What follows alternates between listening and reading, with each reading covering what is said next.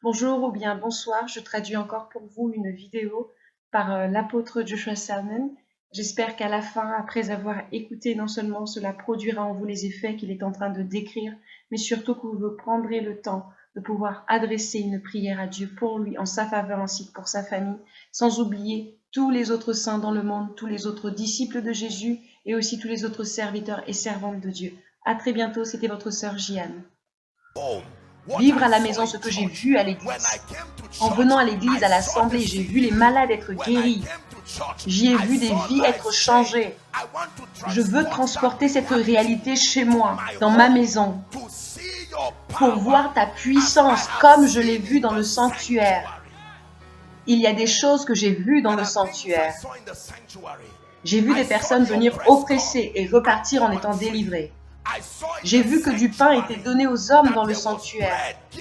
J'ai vu dans le sanctuaire que l'exégèse de la parole de Dieu apporte la liberté. Mais Seigneur, je ne devrais pas quitter l'église, l'assemblée et retourner dans les ténèbres. C'est la raison pour laquelle ma maison doit changer. Mon travail doit changer. Ma vie doit changer. Écoutez, mon enfant doit changer. Ma femme doit changer. Nous ne serons plus les mêmes. Nous avons touché ta grâce et nos vies doivent changer. Écoutez, la faim spirituelle, avoir faim spirituellement, est un signe de la bonne santé. Car lorsque vous êtes malade, la première chose que vous perdez, c'est l'appétit. Écoutez très attentivement. Vous reconnaissez une personne malade parce qu'il y a une perte dans l'appétit. C'est pourquoi lorsque vous vous rendez compte que votre appétit pour les choses spirituelles commence à diminuer, votre passion pour la maison de Dieu, votre passion pour la parole de Dieu, votre passion pour la prière, vos valeurs spirituelles, les valeurs sur lesquelles est bâti votre caractère. C'est un signe d'une attaque spirituelle, c'est un appel à la retraite. C'est l'expression de la nécessité, d'une nécessité pour sa présence. Il y a beaucoup de personnes qui sont simplement religieuses. Elles prêchent, elles chantent, mais la vérité est que beaucoup de personnes ne sont pas intéressées par Dieu. Beaucoup n'ont pas le feu, beaucoup n'ont pas la faim. Or, avoir faim spirituellement n'est pas réservé aux hommes de Dieu. C'est un prérequis si vous voulez survivre dans le monde d'aujourd'hui. Vous devez être obsédé par quelque chose. Il y a un niveau de profondeur de la faim spirituelle pour laquelle je m'attends à Dieu, qui sera planté dans vos cœurs aujourd'hui. De sorte que vous rentrez chez vous et pour certains d'entre vous, ce sera la première fois en 6 mois que vous pourrez vous lever dans la nuit et prier en disant « Aucun démon ne pourra encore m'arrêter ». Je ne sais même pas quand est-ce que j'avais abandonné la prière. J'avais l'habitude d'être sérieux, mais parce que j'ai commencé à chercher un travail, un mari, une femme, ma vie doit changer. Vos priorités, vous savez que vous l'avez rencontré lorsqu'il y a un changement, une transformation. Votre pasteur, le bishop, a dit quelque chose lorsqu'il est monté ici, à savoir que Dieu commence à transformer. Laissez-moi vous dire une chose, lorsque vous avez la même relation depuis très longtemps, c'est que vous ne grandissez pas, parce que lorsque vous changez dans vos valeurs, il doit y avoir un besoin de réajustement dans votre vie. À cause de la lumière, de la révélation. Et vous vous dites, j'aime cette personne, mais ta vie ne ressemble pas à ce que Dieu est en train de faire en ce moment. Bien que je t'aime, je suis sur le point de monter la montagne serviteur, vous pouvez attendre. Abraham a dit aux gens, ils avaient commencé ensemble, mais lorsqu'ils sont arrivés au niveau de la montagne, au top de la montagne, il a compris qu'il était autorisé à ne monter que seul. Ma vie doit changer.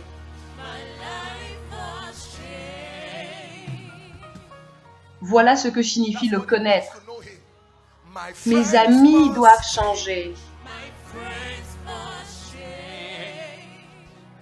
C'est ce que signifie le connaître.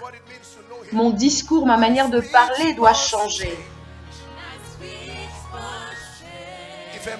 Si un homme ne bronche pas en parole, c'est un homme parfait. La capacité de parler comme quelqu'un qui a été éduqué par la parole de Dieu. De sorte que lorsque les hommes disent que tout va mal, tout s'effondre, vous avez tellement été éduqué, bien éduqué à parler que vous dites que tout va aller vers de l'avant, tout va aller vers le haut. Mes pensées doivent changer. Ayez en vous la pensée qui était aussi en le Christ Jésus. Il doit y avoir une compréhension des choses, une intelligence qui doit être bâtie en vous de sorte que vous regardez à la vie, non pas selon un point de vue culturel, ni sociologique, mais sur la base du fait que vous avez été emmené sous l'influence de la croix et du Christ, perspective à partir de laquelle vous regardez les choses. Ma vision doit changer. Il est écrit dans la Bible, l'œil est la lampe du corps. Si votre œil est éclairé dans la lumière ainsi que votre corps est plein de vie, de lumière, il est possible d'autoriser vos yeux à vous conduire vers des choses et des lieux qui vont corrompre votre témoignage en tant que chrétien. Voici ce que cela signifie que d'être un chrétien. Car il ne s'agit pas simplement d'ouvrir votre Bible et de la fermer, non. Ma façon de marcher doit changer. Béni est l'homme qui ne marche pas selon le conseil des méchants, qui ne s'arrête pas sur la voie de pécheurs, qui ne s'assied pas en compagnie des moqueurs. Il est écrit qu'il prend son plaisir dans la loi de l'Éternel. Cette loi qu'il médite jour et nuit, ce qui aura pour conséquence qu'il sera à la ressemblance d'un arbre qui est planté, non qui attend la saison de la pluie, mais planté près des courants d'eau. Il donne son fruit en sa saison et il est écrit que son feuillage ne se flétrit point.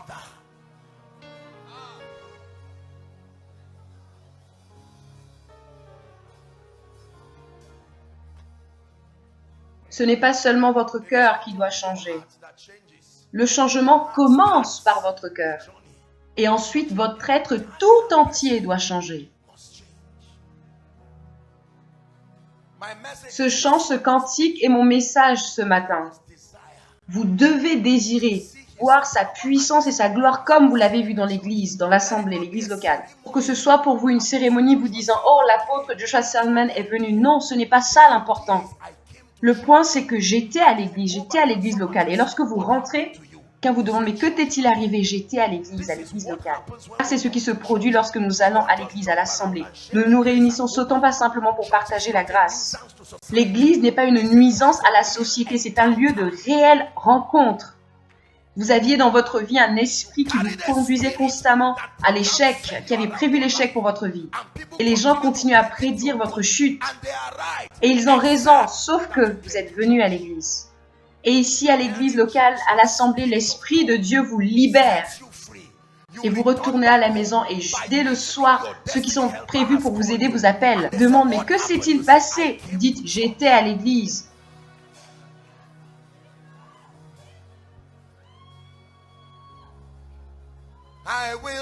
Je ne serai plus le même. J'ai touché ta grâce. Ma vie doit changer. I will